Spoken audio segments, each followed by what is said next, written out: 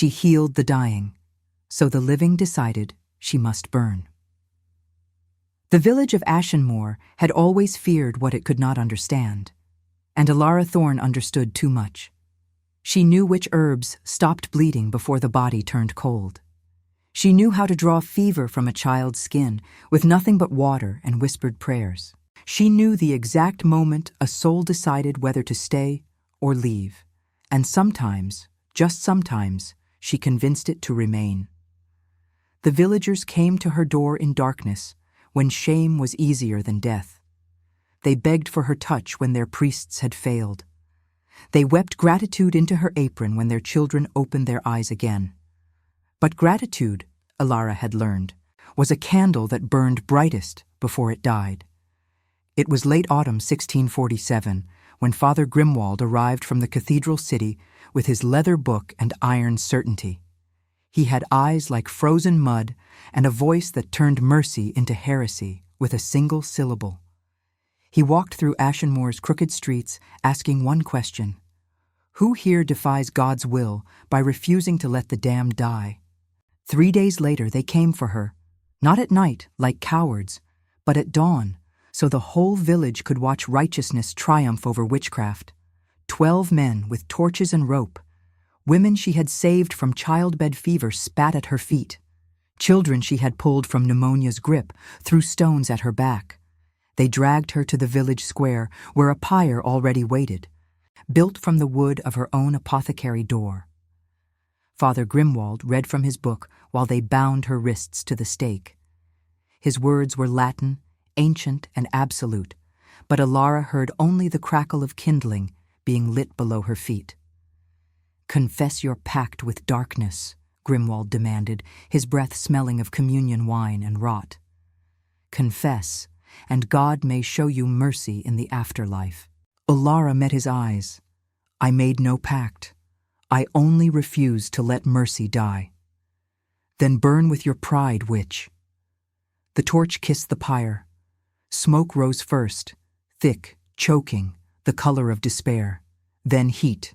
Then the bright orange hunger of flame reaching upward, searching for flesh to devour. Alara closed her eyes and thought of every life she had saved, every fever she had broken, every mother who had held a living child because of her knowledge. "If this is my reward," she thought, "then let me burn believing I was right." The flames climbed higher. The village watched in silence, broken only by the fire's roar. And then, footsteps. Not running, not hurried, walking through the flames. The pyre split open like a wound as a figure emerged from the heart of the fire, completely untouched by its violence. He was impossibly tall, dressed in black that seemed to absorb light rather than reflect it. His hair was dark as a starless sky, pulled back from a face too beautiful to be entirely human. His eyes were not brown or blue or green. They were silver, like mercury, like moonlight trapped in glass. And they were fixed on Alara with an intensity that made the flames seem cold. The villagers screamed. Father Grimwald stumbled backward, his book falling into the dirt. The stranger reached through the fire as if it were fog and tore the ropes from Alara's wrists with a single pull.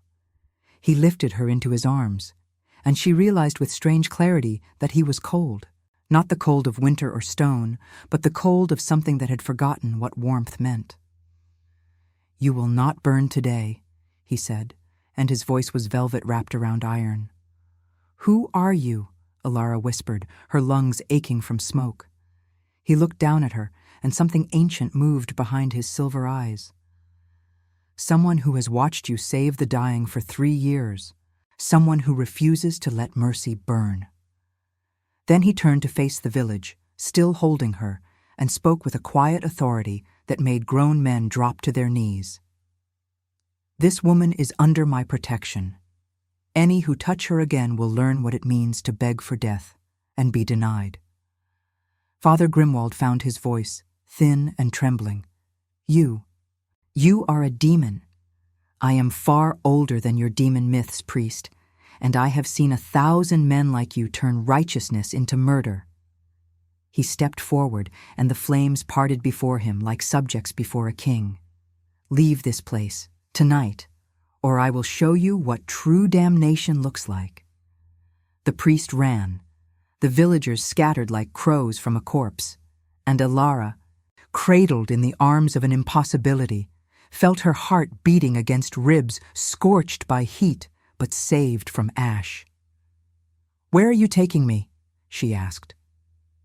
The stranger looked down at her again, and for the first time in 3 centuries, Lucian Corvus, the alpha of the northern bloodline, the unkillable, the last of the ancients, felt something dangerous stir in his chest. "Somewhere they cannot reach you," he said quietly. "Somewhere I can understand why saving you felt more important than remaining hidden."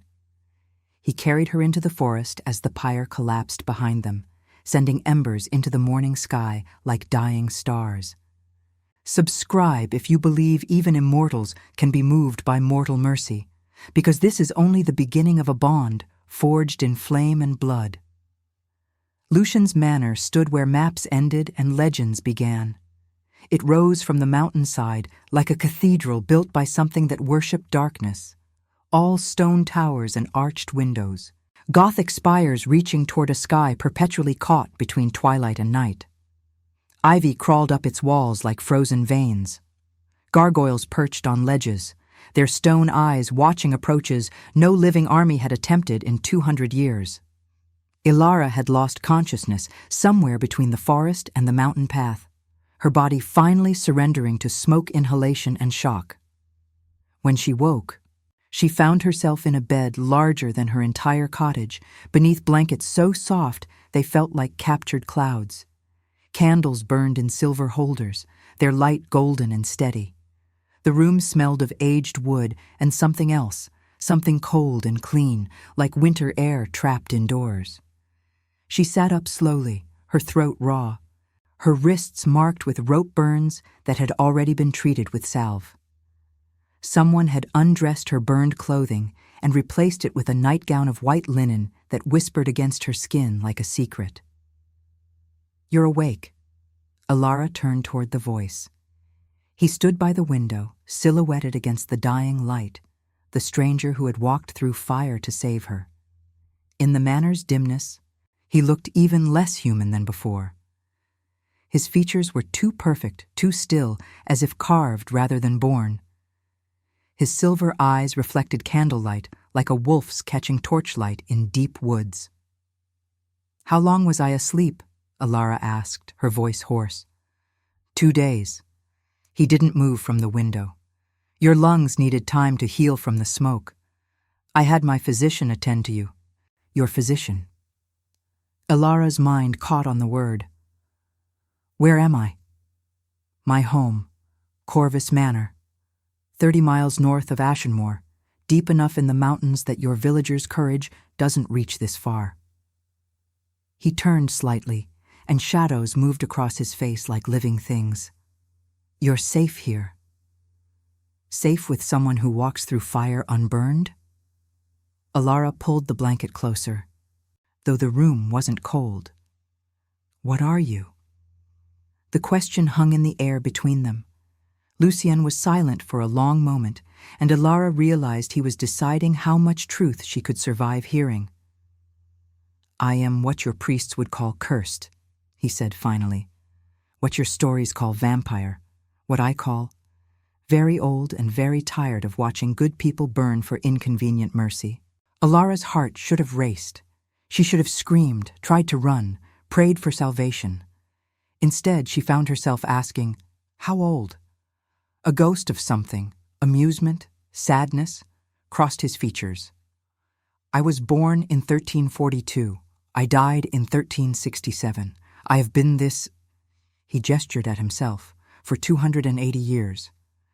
And in all that time, you chose to save a village healer?" "No." Lucian's voice softened, and it was somehow more dangerous than if he'd growled. "In all that time, I chose to save you." Alara stood, ignoring the weakness in her legs, and walked closer to him. In the candlelight, she could see the impossible perfection of his features, the sharp line of his jaw, the ancient grief swimming in his silver eyes. The way he held himself with the stillness of someone who had learned to be a statue when stillness meant survival. "Why?" she demanded. "You don't know me. I'm nothing, a healer who failed to save herself." "You saved 43 people in the 3 years I watched you." Lucian's voice was quiet but absolute. "You refused payment from the poor. You walked through plague houses when the priests ran. You held dying strangers and lied to them about heaven because it gave them peace." He took a step toward her, and Alara smelled cold stone and old leather. "You reminded me of someone I was, centuries ago, before I forgot what it meant to believe life was worth fighting for." "I remind you of yourself?" "No." His eyes met hers, and Alara felt the weight of 280 years pressing against her mortal heart. "You remind me of why I should have stayed human." The confession settled between them like snow falling on a grave. "I can never go back to Ashenmoor," Alara whispered. "They'll hunt me until I'm ash." "I know. I have no home, no family, no purpose." "I know. Then what happens to me now?" Lucian was silent for a heartbeat too long. Then, "That depends on what you choose." "What choice do I have?" He turned fully toward her, and in the candlelight she saw the exhaustion of centuries carved into his immortal features. The loneliness of living while everyone you loved turned to dust. The burden of strength that had no purpose. The curse of remembering every face you failed to save. "You can stay here," Lucian said quietly, "under my protection. Live as long as mortality allows, safe from persecution, free to heal who you wish. I have resources, connections, wealth that means nothing to someone who cannot die." He paused. Or? His silver eyes held hers. "Or you can choose what I chose. Trade mortality for eternity. Become like me. Live forever, never age, never sicken, but never walk in sunlight again. Never eat food or taste wine. Never feel your heart beat unless you've just fed on blood." His voice dropped to barely a whisper. "Never die, even when you wish you could." Alara's breath caught. "You're offering to turn me into a vampire. I'm offering you a choice I was never given." Lucian's jaw tightened. "I was murdered and resurrected without consent. I woke up immortal and alone, with no guide and no understanding. If you choose this path, you will have neither of those burdens. You will have me." The weight of the offer pressed against Alara's chest like a stone. "Why would you do this for me?" Lucian looked away, toward the window where night had finally claimed the sky completely. When he spoke, his voice carried the ache of centuries. "Because in 3 years of watching you, I felt something I thought I'd lost forever." He met her eyes again. "Hope that mercy still exists, that someone still fights for the dying even when the living turn their backs." His hand lifted, as if to touch her face, then fell. "You don't have to answer now. Rest. Heal. When you're ready, tell me what you choose." He turned to leave. "Lucian." He stopped at the door, his back to her. "If I stay mortal, how long would I have? 40 years, perhaps, maybe 50 if you're fortunate. And if I choose eternity?" He looked over his shoulder, and Alara saw something raw and honest in his ancient eyes. "Then you would have me. For as long as you wished, however long that might be." He left before she could ask what he meant. Alara stood in the candle-lit room, surrounded by luxury she'd never imagined, saved by an immortal who walked through fire because her mercy moved him. And for the first time since the flames had reached for her flesh, she wondered, what if death isn't the only resurrection available to someone who refuses to stop fighting? Alara spent the next week learning the geography of immortal solitude. Corvus Manor was vast enough to hide an army. 70 rooms, 3 libraries, a ballroom that hadn't seen dancers in a century, a conservatory where dead roses climbed toward glass ceilings. Servants moved through corridors like ghosts, silent, efficient, human, But bound by contracts, Ilara didn't yet understand. They brought her meals she barely touched, drew baths in copper tubs, left fresh nightgowns folded on chairs. But they never spoke to her. Only Lucien spoke. He appeared each evening as dusk surrendered to darkness, materializing in doorways like a thought made flesh. Sometimes he brought books, medical texts from universities she'd never heard of, herbalist journals written in languages she couldn't read, but he translated with patient precision. Sometimes he simply sat in the chair across from her, watching her with those mercury eyes that seemed to catalog every breath she took. He never touched her. He never came closer than 6 feet. It was as if he'd decided she was something precious and breakable, and proximity was the same as destruction. On the 8th night, Ilara found him in the conservatory. He stood among the skeletal roses, wearing black as always, his dark hair loose around his shoulders. Moonlight fell through the glass ceiling and turned him silver, a monument to beautiful grief, frozen in time. "You haven't fed since you brought me here," Ilara said from the doorway. Lucien didn't turn. "How do you know?" "Your eyes." She walked closer, her bare feet silent on cold stone. "They were bright silver when you carried me from the fire. Now they're duller, almost gray. You're observant. I'm a healer.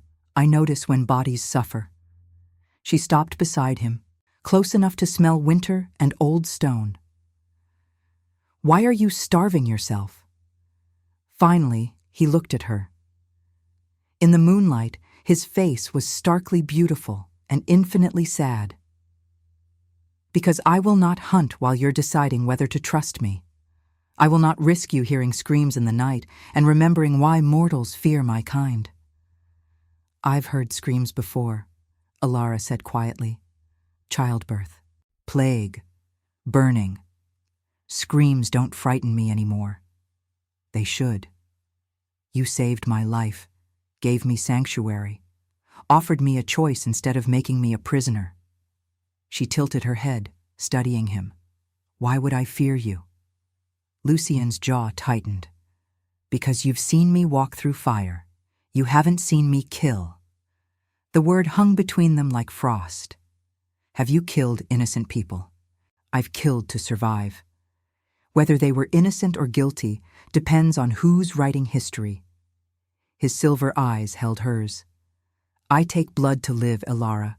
I am a predator wearing the face of a man. Eventually, that nature reveals itself. And yet you restrain it for me." "Yes. Why?"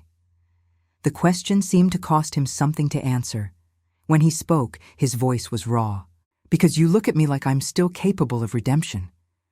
And I have not been looked at that way since 1367, when my sister held my hand as I died and begged God to save my soul." He turned away. "I would rather starve than prove you wrong."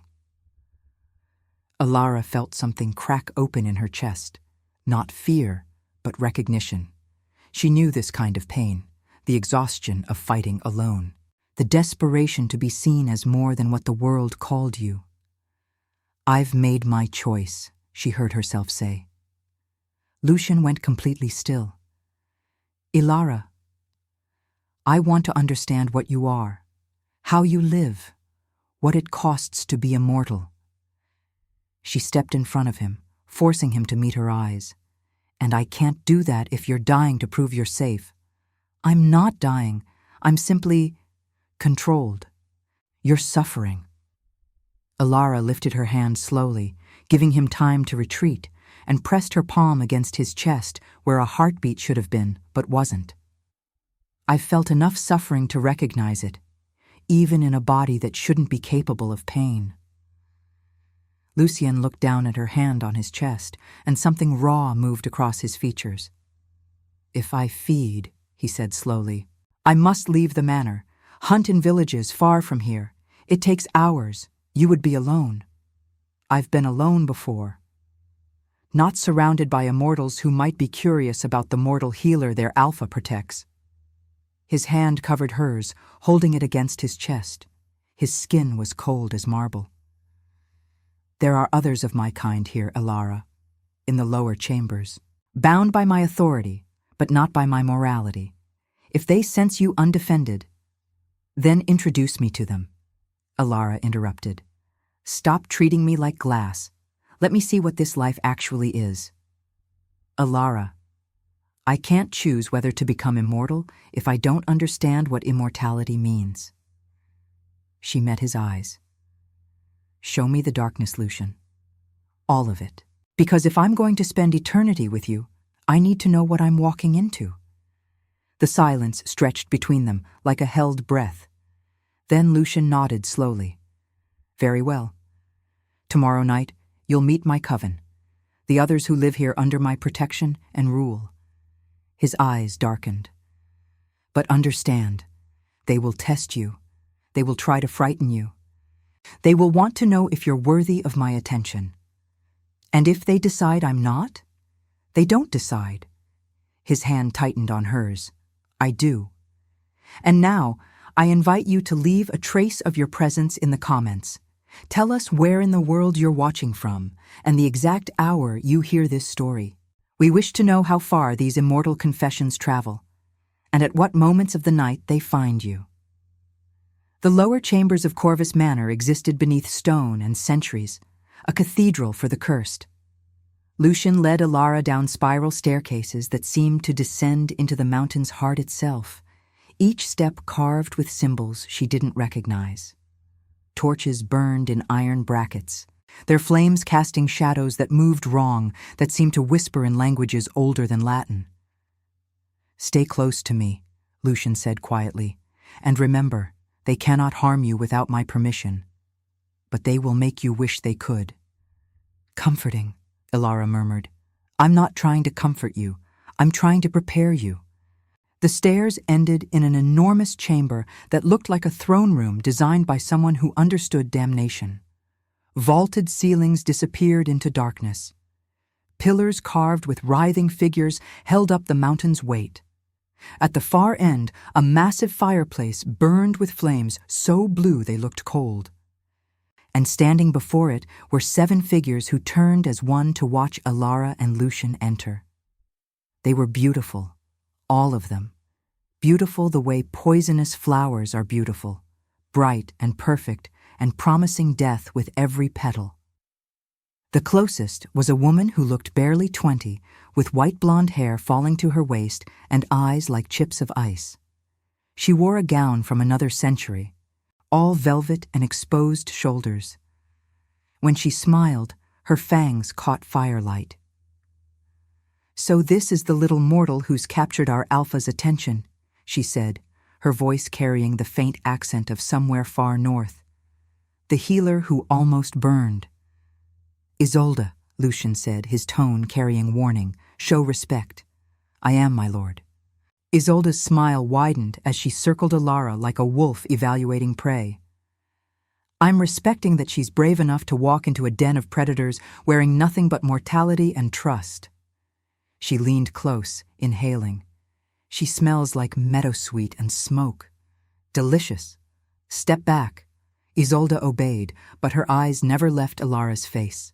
The second vampire moved forward, a man who looked Middle Eastern, with dark skin and eyes like molten gold. His hair was shaved close to his skull, and ancient script tattooed his bare arms in what Alara recognized as Arabic. I am Rashid, he said, his voice surprisingly gentle. Once a scholar in Baghdad, now a scholar of blood and centuries. He inclined his head to Alara. You honor us with your presence, healer. It has been decades since a mortal walked these halls without screaming. I've walked through plague houses, Alara said quietly. Fear doesn't help anyone survive. Rashid's golden eyes gleamed. I begin to understand why our Alpha walked through fire. The others introduced themselves in turn. Nikolai, Russian, turned during the reign of Ivan the Terrible, with a soldier's build and a laugh like breaking glass. Seraphine, French, aristocratic, turned in 1789 as revolution consumed Paris, who studied Alara like she was a painting she hadn't decided whether to admire or destroy. Chen, Chinese, ancient even by vampire standards, who said nothing but watched everything with eyes black as ink. Marcus, Roman, literally Roman, turned during Nero's reign, who spoke Latin as his first language and found modern English amusing. And Mira, the youngest looking but perhaps the most dangerous, turned at 16 and frozen in adolescence for 300 years, whose smile suggested she found mortality's fragility hilarious. They formed a semicircle around Alara, 7 immortal predators evaluating the mortal who had somehow earned their alpha's protection. "She's so small," Mira said, tilting her head. "One bite and she'd be empty." "One bite and you'd be ash," Lucian said coldly. "I've made my position clear. Ilara is under my protection. Anyone who harms her answers to me in ways you will not enjoy." "We're not going to hurt her, my lord," Seraphine said, her French accent honeyed and sharp. "We're simply curious. You've never brought a mortal here before. You've never shown interest in anyone for decades. And suddenly you're walking through fire and carrying healers to your private chambers?" She smiled. "Forgive us for wondering if perhaps our eternal alpha has finally found something worth—" "Careful, Seraphine." The temperature in the chamber dropped. Seraphine bowed her head, but her smile remained. Ilara found her voice. "What do you want to know?" 7 pairs of immortal eyes fixed on her. "Why haven't you run?" Isolde asked. "Most mortals who learn what we are either flee or try to kill us. You stand here like you're visiting a church." "I've spent my life with the dying," Ilara answered. "I've learned that monsters rarely look like monsters. They look like priests who burn healers, like villagers who throw stones at the people who saved them, like fathers who beat their children and call it discipline." She met Isolde's ice-chip eyes. "You're predators, you kill to survive, but you're honest about it. That makes you less monstrous than most humans I've known." The silence that followed was absolute. Then Marcus laughed, a sound like ancient stone cracking. "Oh, she's magnificent. No wonder you're obsessed." "I am not," Lucian began. "You walked through fire," Chen said quietly, his first words. "In 2,000 years, I have never seen you break your invisibility for anyone, yet you revealed yourself to an entire village for her." His black eyes studied Lucienne. "That is not protection. That is something far more dangerous." Lucienne's jaw tightened. "What it is remains my concern." "Does it?" Nikolai's Russian accent thickened with amusement. "You bring her here. Show her to us. Make it clear she's precious. And you think we won't notice that you look at her the way we look at stars, like something beautiful we can never touch?" "Enough." But Ilara was already speaking. "Is that true?" The chamber went silent. She turned to face Lucienne, and in the blue firelight, she saw something in his silver eyes that took her breath away. Not hunger, not possession, but something infinitely more complicated. "Do you look at me like something you can never touch?" she asked quietly. Lucian held her gaze for a long moment. Then, "Yes." "Why?" "Because you're mortal, fragile. You burn like a candle, bright and brief. And I have already lost everyone I ever cared about to time or violence. I will not," his voice caught, "I will not let myself care for someone I know I'll watch die." Ilara stepped closer. "Then turn me. Make me immortal. Give me the same eternity you have." "No." "Why not?"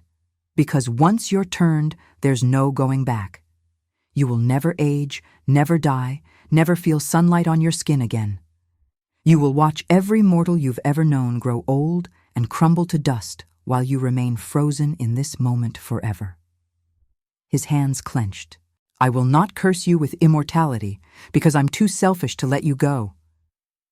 "What if it's not a curse?" Ilara's voice was steady. "What if I'm choosing it?"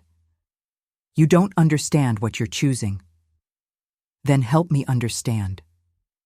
Lucian looked at her for a long moment, something ancient and exhausted moving behind his eyes. Then he turned to his coven. "Leave us." They obeyed without question, filing out through passages Alara hadn't noticed until only she and Lucienne remained in the blue-lit chamber. When the last footstep faded, Lucienne spoke. "You want to understand immortality? Very well." He extended his hand. "Come with me. I'll show you exactly what it costs to live forever." Alara took his hand. His skin was cold as snow, but his grip was gentle. And as he led her deeper into the mountain's darkness, she realized she wasn't afraid of what he might show her. She was afraid he might be right, that immortality was a curse, and that she would choose it anyway. The passage descended deeper than Alara thought possible, until the air tasted like earth and centuries. Lucien walked ahead of her, carrying a torch that barely pushed back the darkness. His shoulders were rigid, his silence heavier than stone. Finally, the passage opened into a chamber that stole Alara's breath. It was a crypt, but not for the dead, for the remembered. The walls were carved with names, hundreds of them, thousands, each one etched with precision and care. Beside each name was a date, birth and death, entire lives reduced to 2 numbers and the space between them. "These are everyone I've known," Lucien said quietly. "Everyone I've cared about since I was turned in 1367. Alara moved closer to the wall, her fingers tracing the carved letters. Elena Corvus, 1345-1401. Sister. Father Thomas, 1320-1398. The priest who tried to save my soul. Isabella, 1402-1438.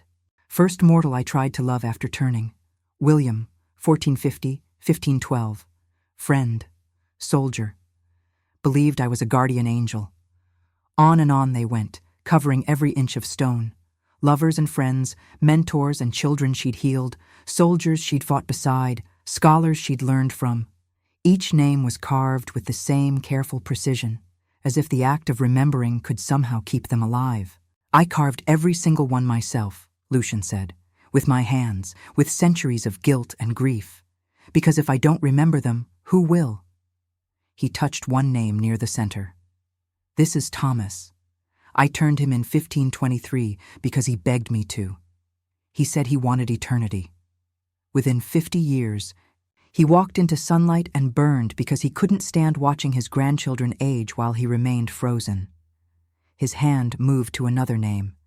"This is Marie, French, beautiful. I loved her for 20 mortal years and never told her what I was. When she died of fever at 43, I held her and lied that she would see her mother in heaven. The same lie you told your patients." His voice cracked. "I have told that lie so many times I've lost count." Alara felt tears burning her eyes. "Why are you showing me this?" "Because you asked to understand what immortality costs." Lucien turned to face her, and in the torchlight, his silver eyes looked gray as ash. "This is the cost, Alara. Everyone you love dies, everyone, and you remain, forever, carving their names into stone, because it's the only way to prove they existed at all." "But you're not alone," Alara whispered. "You have your coven, Isolde, Rashid, the others.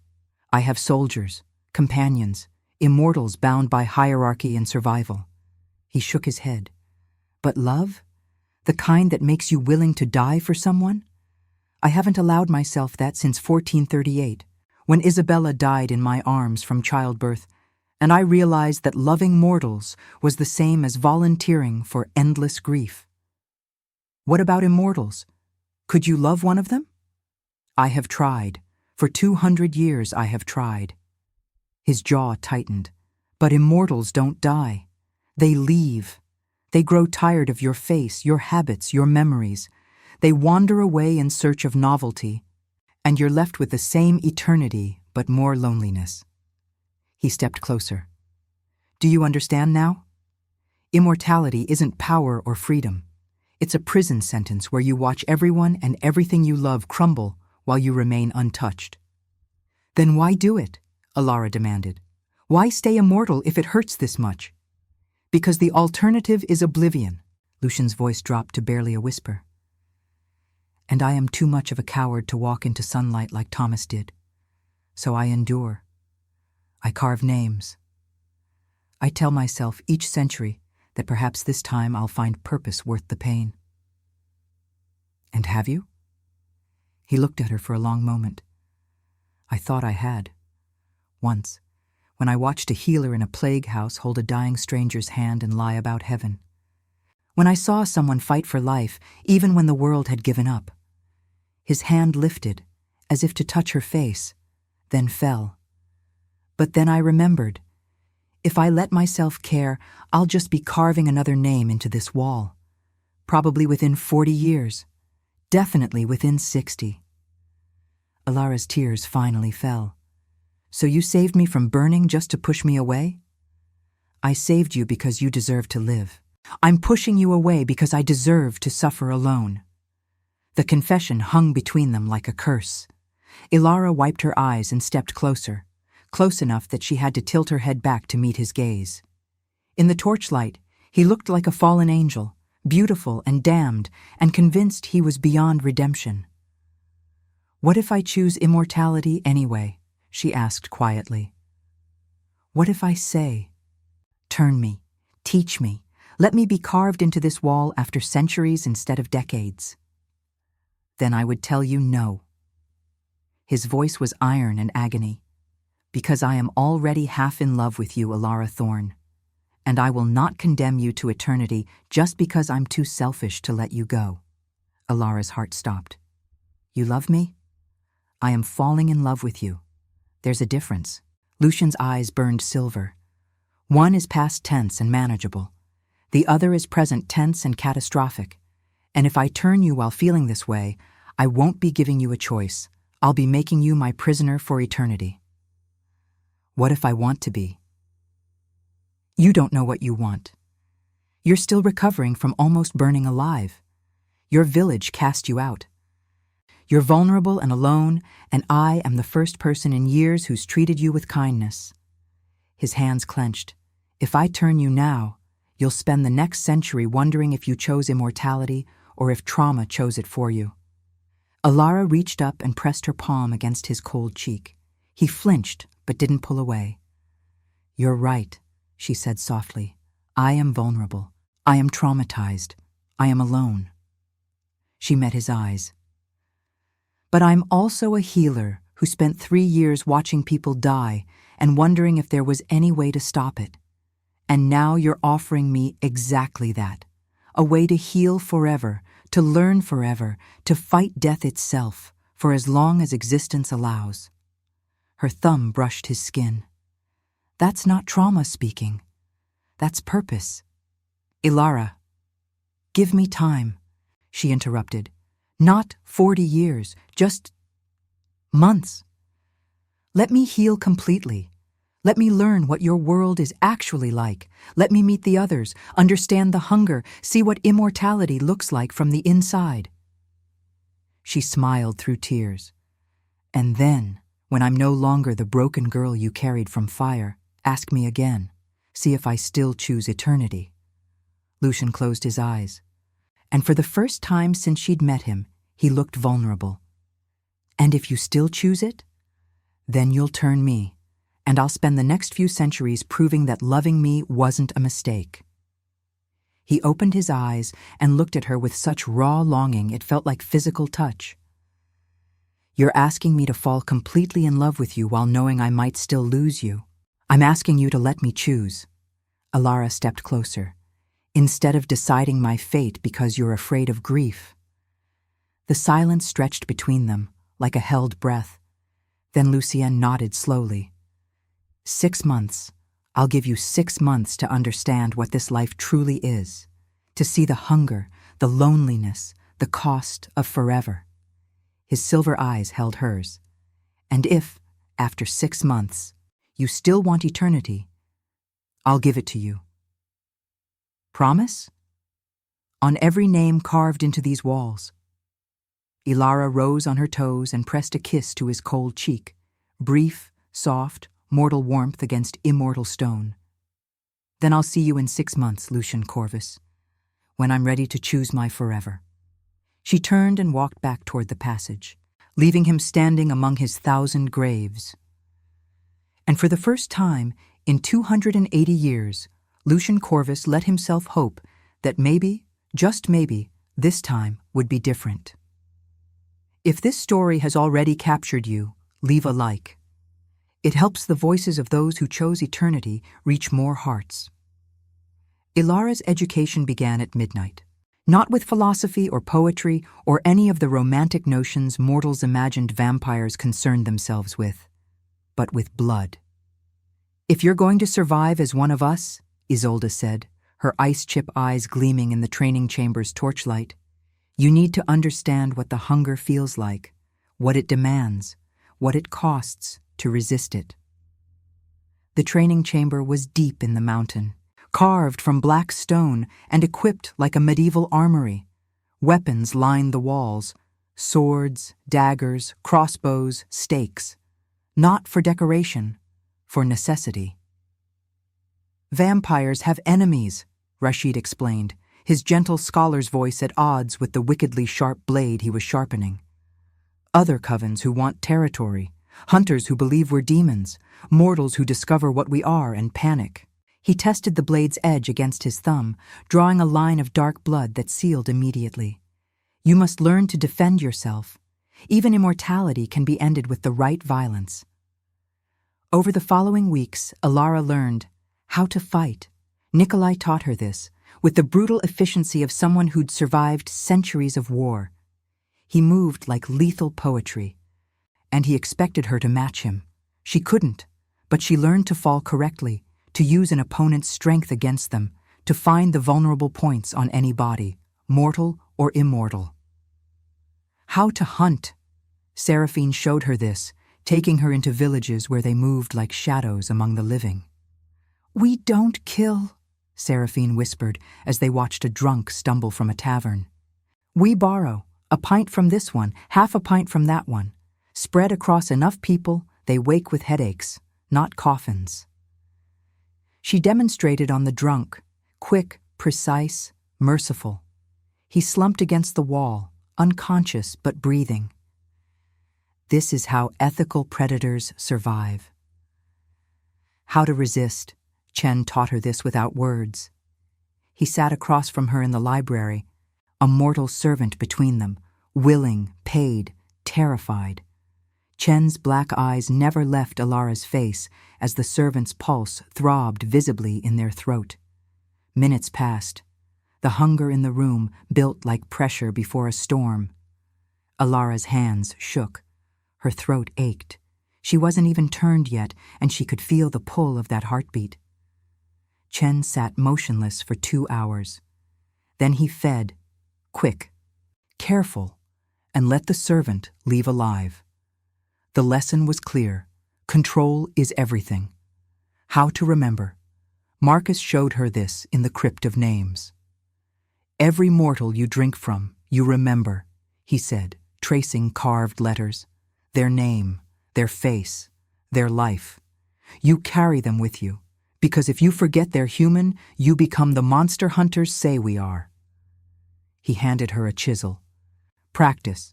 You'll be carving names for eternity." But the most difficult lesson came from Mira. The youngest-looking vampire pulled Ilara aside one night, her 16-year-old face serious in ways no teenagers should be. "They're teaching you how to survive," Mira said. "I'm going to teach you how to endure."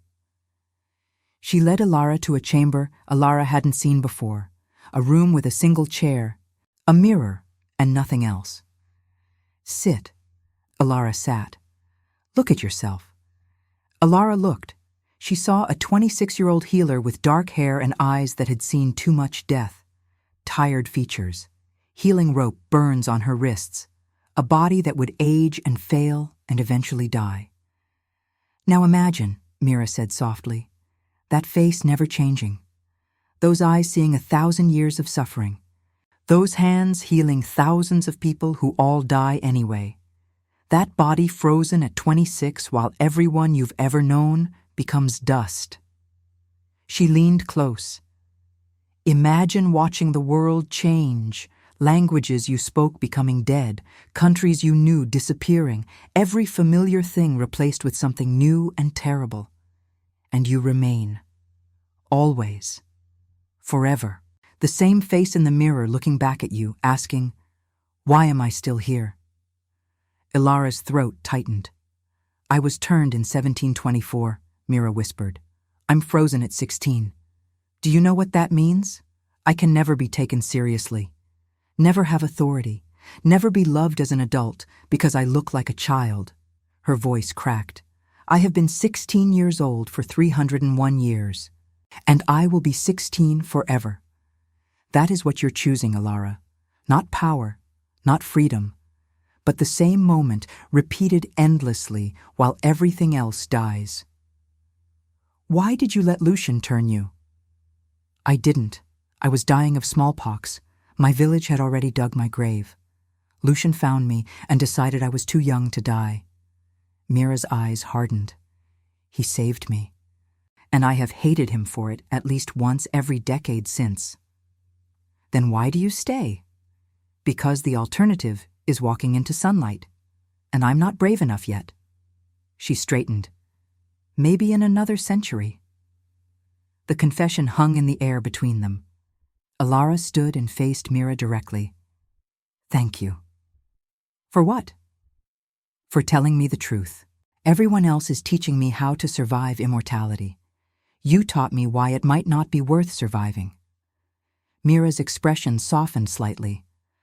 "I'm not trying to scare you away from Lucien. He's a good alpha, probably the best I've known." She paused. "But you should know what you're walking into, because once you're turned, there's no mercy of death to save you from eternity." 3 months passed. Ilara learned to move like a shadow, to fight like a soldier, to hunt without killing, to resist hunger that wasn't even hers yet. She studied medicine in Rashid's library, books written in Arabic and Chinese and Latin, knowledge spanning millennia. She sparred with Nikolai until her muscles screamed. She sat with Chen in silence, learning that sometimes strength meant stillness. And every night she saw Lucian. He never came to her chambers, never touched her beyond necessary guidance. But he was always there, watching her train, bringing her books, sitting across from her at dinner while she ate, and he didn't, falling more obviously in love with every passing week. On the night marking 3 months, Ilara found him in the conservatory again, standing among the dead roses. "You're learning quickly," he said without turning.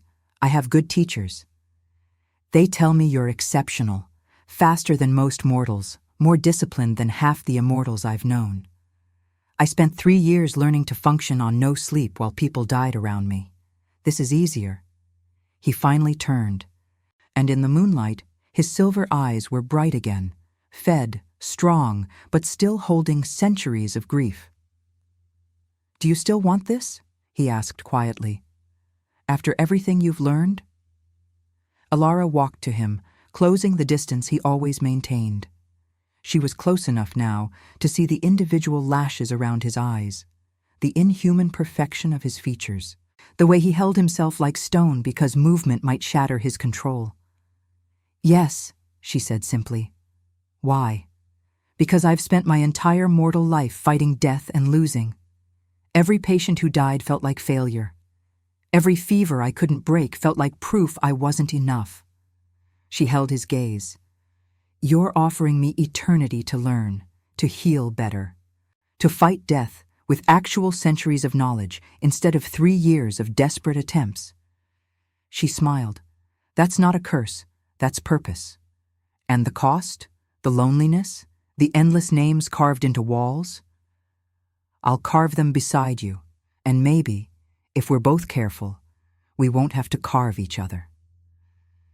Lucien's hand lifted slowly, giving her time to retreat, and cupped her face. His palm was cold, but his touch was gentle. 3 more months, he said. "I promised you 6. I will not cheat time because I want you sooner." "And after 6 months?" His thumb brushed her cheekbone. "After 6 months, if you still choose eternity, I'll turn you and spend the next few centuries proving that loving you was the only choice that ever made sense. Alara leaned into his touch. Promise? On every name I've carved, on every year I've survived, on every drop of blood I've taken. His eyes burned silver. If you still want this in 3 months, Alara Thorne, I will give you forever. She rose on her toes and kissed him. Not his cheek this time, his mouth. His lips were cold as snow, but they softened against hers with shocked gentleness. For 3 heartbeats, he remained frozen. Then his hand slid into her hair and he kissed her back with 280 years of loneliness finally breaking open. When they separated, both were breathing hard, her from mortal need, him from immortal want. 3 months, Alara whispered against his mouth. 3 months, he agreed. And for the first time since fire had almost claimed her, Alara felt like she was exactly where she was supposed to be. Subscribe if you believe some transformations are worth every drop of blood, because the final 3 months will test everything. The attack came on the first night of the 6th month. Alara was in the library with Rashid, studying a medical text from the Ottoman Empire, when the manor's bells began ringing, a sound like iron screaming. Rashid was on his feet instantly. Hunters. What? Stay here. Lock the door. Do not open it for anyone except Lucien or me. He was already moving toward the passage. These are the humans I warned you about, the ones who believe we're demons who deserve eradication. How many? Enough to ring the bells. He paused at the door. Alara, if they reach you, do not tell them you're mortal. They'll assume you're turned. It might buy you minutes. Then he was gone. Alara stood alone in the library, her heart hammering, as sounds of violence erupted through the manor. Crashes, shouts, the distinct whistle of crossbow bolts, a scream that cut off abruptly. She locked the door as instructed and backed toward the far wall, her mind racing through everything Nikolai had taught her about fighting. She had no weapons, no vampire strength, just 3 months of training and a healer's knowledge of where bodies were most vulnerable. The violence grew closer. Footsteps in the corridor outside, heavy boots, multiple sets. 3 more rooms on this level. Burn everything. The Alpha will have nowhere to hide his... The door exploded inward. 3 men burst through, dressed in leather armor marked with crosses, carrying stakes and blessed silver. They saw Alara and grinned like wolves finding a lamb. Well, well, the largest one said, his accent thick and northern. Look what we have here. One of the bloodsuckers, cornered and alone. Alara raised her hands slowly. I'm not... Save it, demon. He advanced, stake raised. We've been hunting Corvus for 20 years. Tonight, his coven burns. Ilara's mind worked frantically. Rashid's words echoed. Do not tell them you're mortal. She dropped her hands and straightened her spine, channeling every ounce of authority she'd seen in Lucien's posture. You dare enter the Alpha's manor? You're already dead. The hunter hesitated. She's bluffing. They always... Am I? Alara tilted her head, mimicking Isolde's predatory grace. Or am I the one the Alpha keeps closest, the one he's been training personally for months? She smiled without warmth. The one he'll tear kingdoms apart to avenge? She's mortal, the second hunter said, moving closer. Look at her. She's breathing, heart's racing. She's human. Of course I'm breathing, Alara said coldly. I'm young, newly turned, still learning control. She met the first hunter's eyes. But I remember my lessons very well, especially the ones about where to bite to cause maximum pain. The third hunter raised his crossbow. Doesn't matter what she is. Orders are clear. Everyone in this manor dies. The bolt fired. Alara moved. Not fast enough, not vampire fast, but desperate fast. The bolt grazed her shoulder instead of piercing her heart, tearing fabric and flesh. She gasped, stumbled, and the scent of her blood filled the room. Human blood, mortal, undeniably alive. The hunter's eyes widened with realization and rage. She's human? The first hunter's face twisted. The Alpha keeps a human pet? A blood slave? Worse, Alara said through gritted teeth, clutching her bleeding shoulder. A choice. She didn't see the strike coming. The hunter's fist connected with her temple, and the world exploded into stars and darkness. She hit the floor hard, tasting copper, vision swimming. Grab her, the leader ordered. If she's special to the Alpha, she's leverage. We take her, we control him.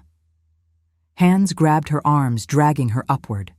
Alara fought, clumsy, mortal, desperate, but 3 trained hunters against 1 injured healer was no contest. They hauled her into the corridor, where smoke now billowed from burning tapestries. Other hunters moved through the manor like an invasion force, methodical and brutal. "We have a hostage," the leader shouted. "Corvus is human. Tell your Alpha, he surrenders or we kill her slowly." The response came not as words, but as temperature drop. The air turned arctic. The torches flickered and died, and from the smoke-filled darkness, a voice spoke with the quiet authority of mountains grinding continents to dust. "Release her, now." Lucian emerged from shadow like nightmare-made flesh. He was no longer the careful, controlled immortal who read with Alara in libraries. This was the Alpha, the ancient predator, the unkillable. The creature who'd survived nearly 3 centuries by being more dangerous than anything that hunted him. His silver eyes burned like molten metal. His fangs were fully extended, and the rage coming off him was so intense Alara felt it like physical heat despite the frozen air. "Last chance," Lucian said softly. "Release her, and I'll let you leave. Keep holding her, and I'll show you why other covens don't challenge mine."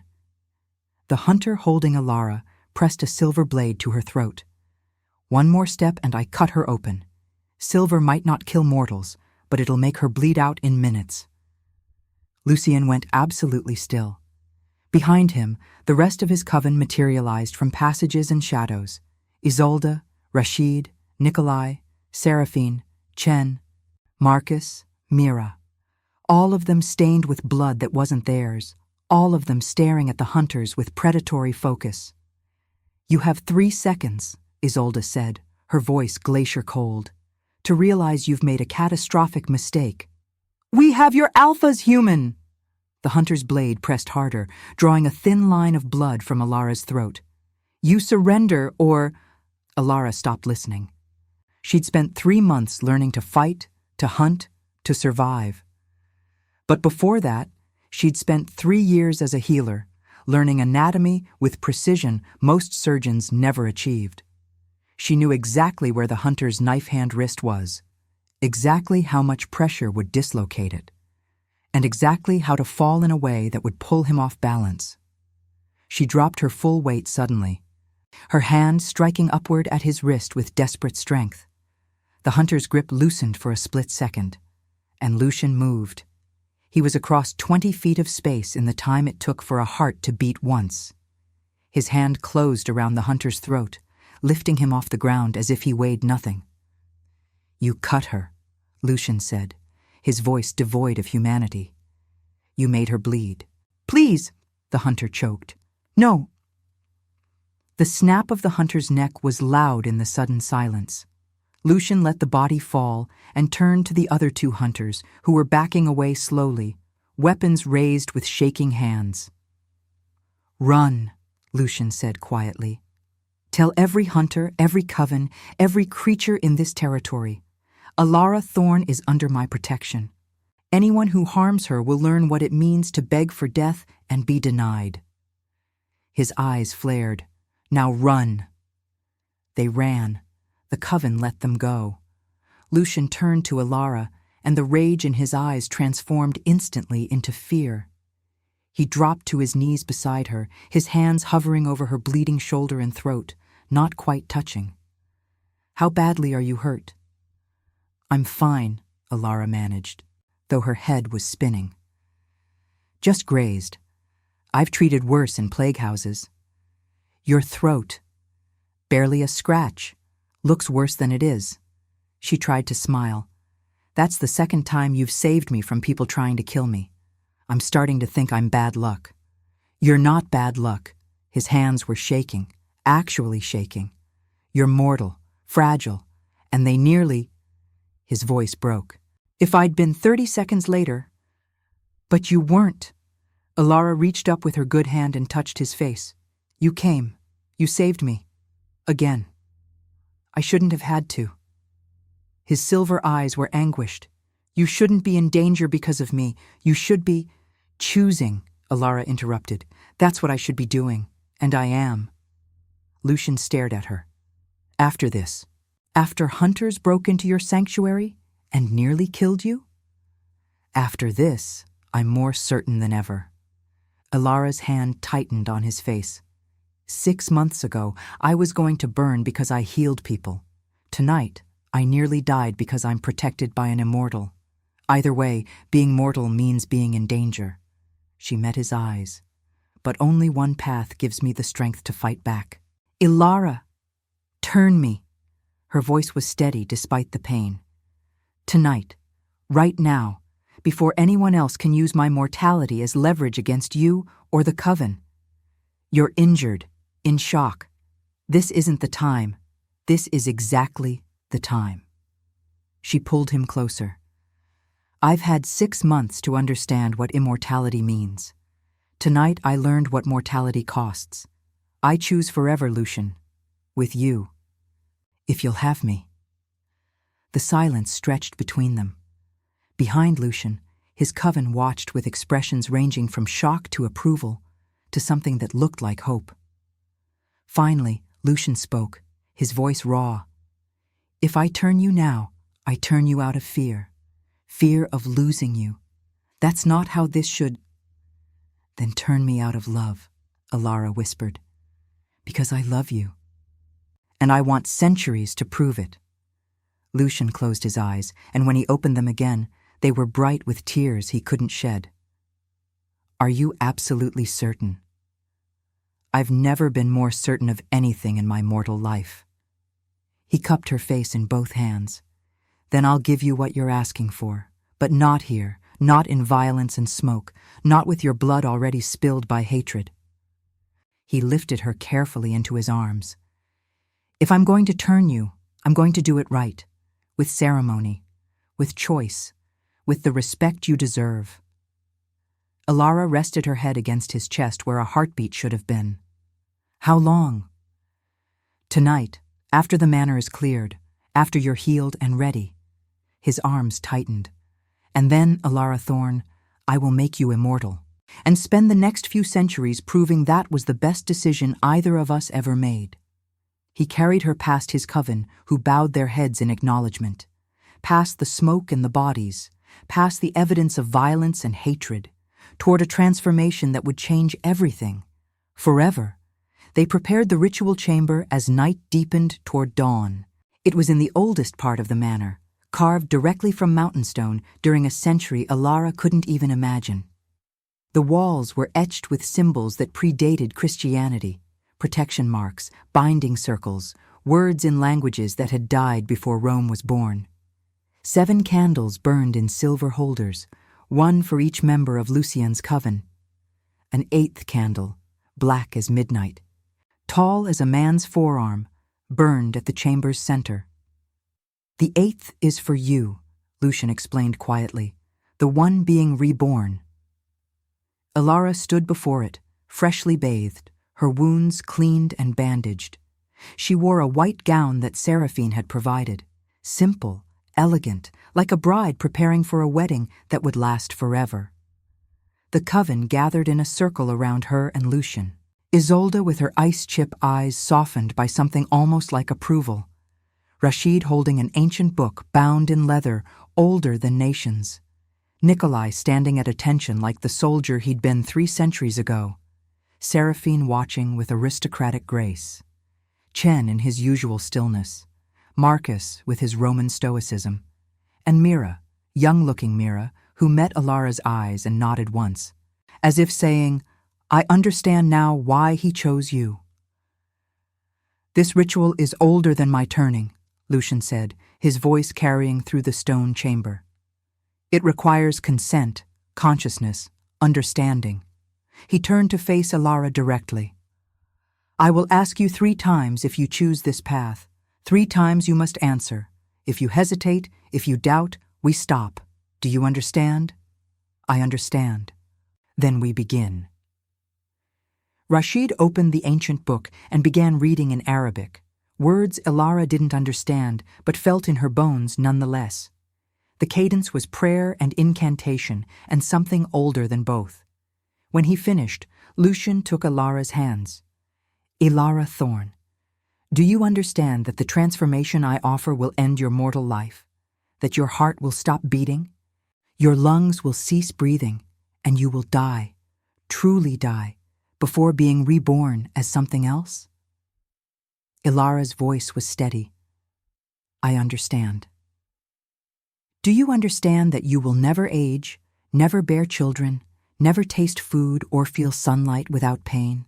That you will watch every mortal you've ever known crumble to dust while you remain frozen in this moment?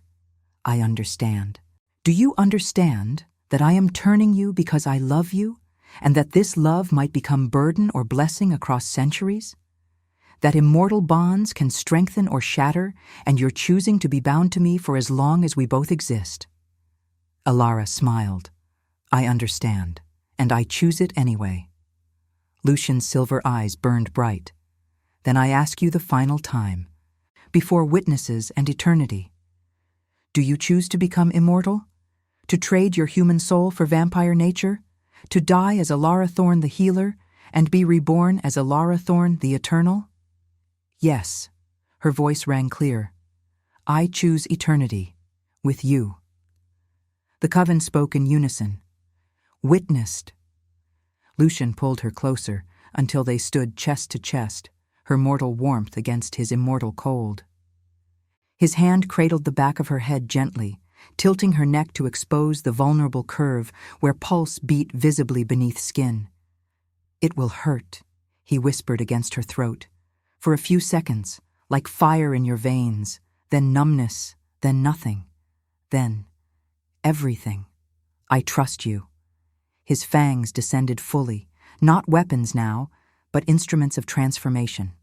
"I love you," he said softly, "in this life and the next." Then he bit. The pain was immediate and absolute, white-hot fire spreading from the puncture wounds through her entire circulatory system. Alara gasped, her hands clutching Lucian's shoulders, but she didn't pull away. She'd spent 3 years with pain. This was just another kind. Lucian drank deeply, controlled, taking exactly what was needed and not a drop more. Alara felt her strength draining, her vision dimming, her heart struggling to pump blood that was flowing elsewhere. Her knees buckled. Lucian caught her, lowering them both to the floor without breaking contact. The numbness came next, a cold spreading from her extremities inward, like winter claiming a landscape. Her fingers tingled. Her toes went numb. Her breathing slowed, then stopped entirely. Her heart beat once more, twice, then nothing. Silence in her chest where life had been. Darkness in her vision where sight had existed. "This is death," Alara thought distantly. "This is what all my patients felt at the end, peaceful, inevitable, almost gentle." Then Lucian pulled back and bit his own wrist deep and vicious. Dark blood, his blood, ancient and powerful, welled up thick and black. He pressed it to her lips. "Drink," he commanded. "Take my blood and rise." Alara's mortal body was dead, but something else, something new, responded to the command. Her mouth opened. Her tongue tasted copper and winter and centuries. She drank. The transformation began. It felt like lightning in reverse. Instead of striking from sky to earth, it erupted from her core outward. Every cell in her body ignited simultaneously, burning away mortality and replacing it with something stronger, colder, eternal. Her heart shuddered once, not a beat, but a death throe. Then it stopped completely. Her lungs emptied and didn't refill. Her blood thickened, slowed, became something other than human. And her senses exploded. She could hear everything. 7 heartbeats in the room, the coven, the crackle of candle flames, the sound of air moving through passages 3 levels above them, the mountain itself groaning under eons of weight. She could smell everything, old stone and Lucian's blood and each individual scent of the 7 witnesses. Distinct as fingerprints, she could see everything, colors she'd never perceived before, textures invisible to mortal eyes, the way shadows moved not from light but from some deeper source. And the hunger. Oh God, the hunger. It rose in her throat like a beast, demanding, insistent, wanting to tear into the nearest warm body and drink until bones were dry. Ilara's eyes snapped open, and she knew without checking that they were no longer brown. They were silver, just like Lucien's. "Breathe," he whispered, still holding her. "Or rather, remember that you don't have to. The instinct will fade." Ilara tried to breathe anyway, habit from 26 mortal years, and found she could, but it felt wrong, unnecessary, like wearing a coat indoors.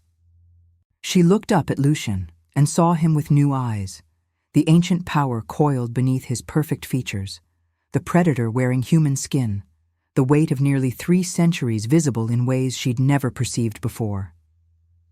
"How do you feel?" he asked softly. Ilara considered the question. Her body was dead. Her heart was silent. She would never age, never bear children, never walk in sunlight without agony. And she felt alive in ways she never had before. Hungry, she admitted, and complete. Lucian smiled, the first genuine smile she'd ever seen from him, unguarded and beautiful. "Then let's teach you to hunt." He helped her to her feet, and Ilara realized movement felt different now, smoother, stronger, as if gravity had lost some of its claim on her. The coven approached one by one. Isolde kissed both her cheeks. "Welcome to eternity, sister." Rashid bowed. "You honor us with your choice." Nikolai grinned. "Now we can spar properly." Seraphine nodded approvingly. "You'll do well as one of us." Chen simply placed a hand on her shoulder, brief, warm, meaningful. Marcus spoke in Latin, which Ilara suddenly understood perfectly. "May your centuries be filled with purpose." And Mira hugged her tightly, whispering, "Thank you for choosing this. It makes it feel less like a curse." Then Lucian took Ilara's hand. "Come. We have hours before dawn. Time to teach you how to survive your first night as immortal." They left the ritual chamber together, and Ilara felt the weight of forever settling around her shoulders like a cloak. She was no longer the healer who almost burned. She was Ilara Thorn, newly turned vampire, chosen by an alpha, reborn in blood and love. And she had eternity to prove it was worth it. 25 years later, the village of Ashenmoor was ruins now. Ilara stood at its edge, watching moonlight fall across collapsed cottages and the remnants of the square where she'd nearly burned. Nature had reclaimed everything. Ivy strangling walls, trees growing through roofless buildings, wildflowers blooming in the furrows where angry villagers had once marched with torches. "Are you certain you want to see this?" Lucian asked quietly beside her. "I need to," Ilara said. Her voice was different now, still hers, but carrying the weight of 2.5 decades as immortal. "I need to remember where I came from before I became what I am." They walked into the village together, 2 vampires moving through the graveyard of Ilara's mortal past.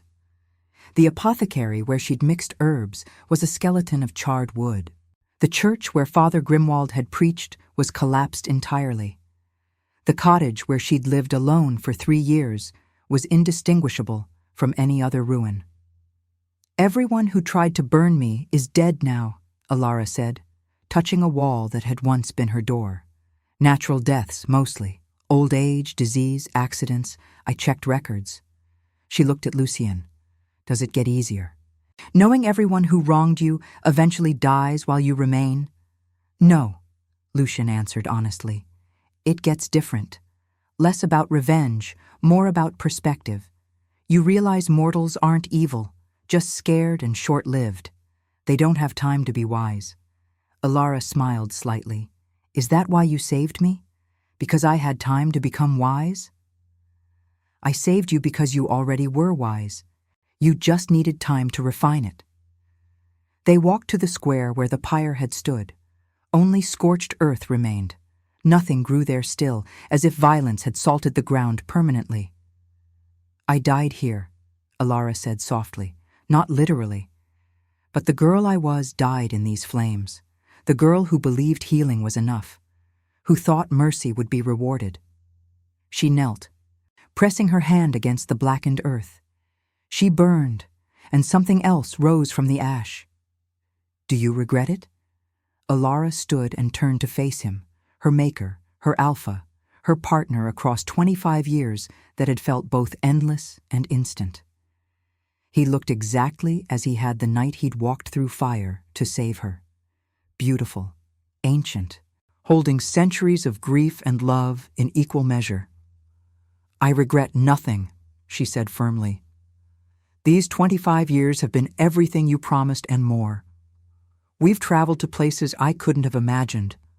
I've learned medicine from texts written before the printing press existed. I've saved lives in ways no mortal healer ever could. I've watched empires rise and technology transform the world. She took his hand.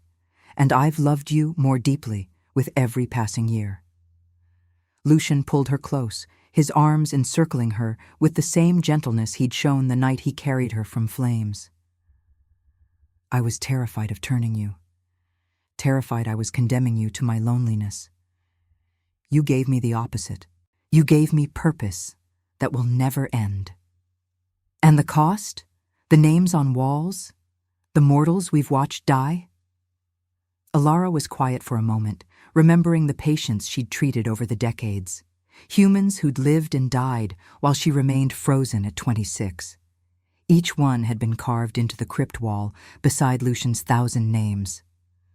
The cost is real, she admitted. But so is the reward. Every person I save now is someone who would have died if I'd stayed mortal. Every advancement in medicine I learn is something I can use for centuries. Every life I touch is proof that immortality doesn't have to mean isolation. She met his eyes. You were wrong about one thing. What's that? You said immortality was a prison, but it's only a prison if you're alone. She smiled. With you, it's freedom. Freedom to learn forever, to love without the clock running out, to build something that outlasts nations and philosophies and every petty human fear. Lucienne cupped her face in both hands. 25 years ago, I stood in a chamber full of graves and told you I was falling in love with you, that it was present tense and catastrophic. I remember. I was right about the catastrophic part, but wrong about falling. His silver eyes, identical to hers now, held centuries of emotion. I'm not falling anymore, Alara. I've landed. You are the ground beneath my feet. The reason immortality became choice instead of curse. Alara felt tears she couldn't actually cry burning behind her eyes. How poetic for someone who claims to be a monster. You make me want to be poetic. You make me want to be more than survival and blood and carved names. They stood together in the ruins of the village that had tried to murder her, and Alara realized something profound. She wasn't here to grieve. She was here to prove she'd moved beyond grief entirely. Can I tell you something? She asked. Always. When I was mortal, I used to fear death. Every patient I lost felt like failure. Every fever I couldn't break felt like proof that life was fragile and cruel.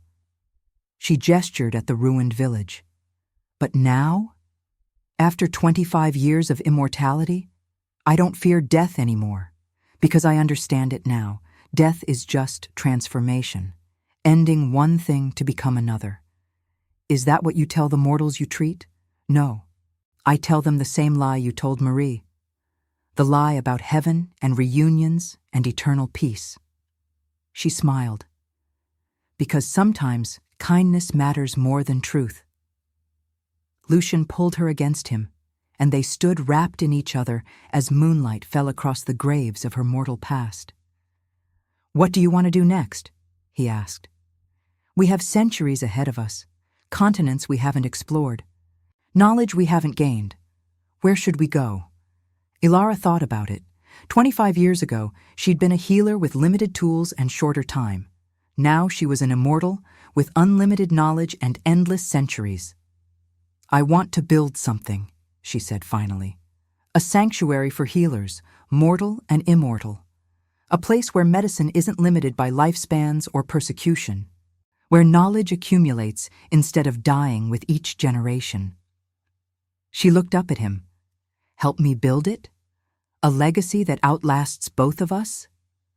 Lucian smiled, the expression she'd worked 25 years to see regularly, the joy that had been buried under centuries of loneliness until she'd given him reason to resurrect it.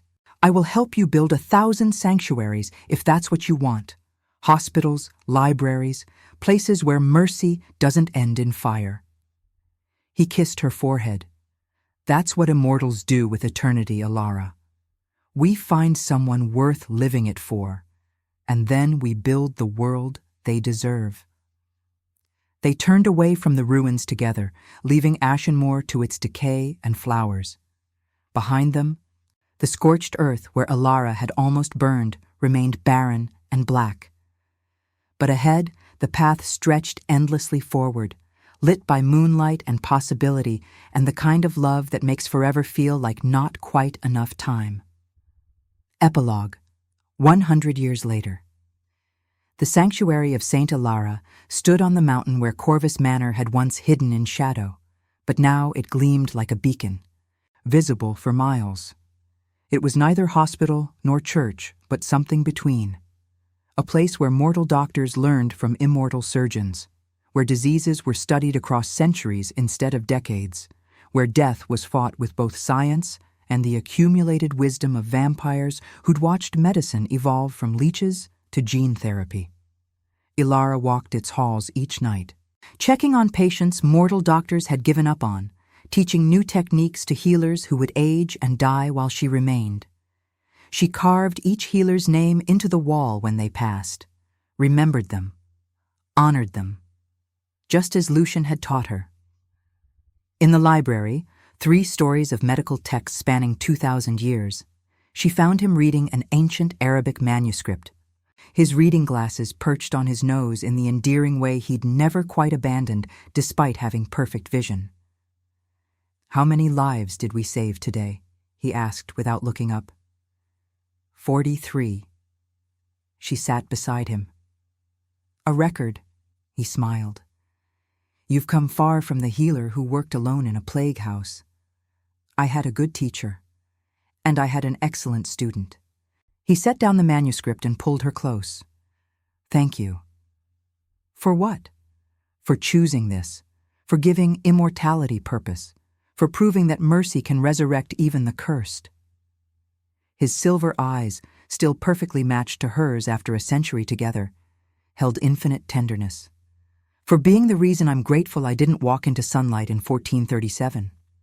Ilara kissed him softly. "Subscribe if you believe mercy can resurrect even the damned." Lucian laughed.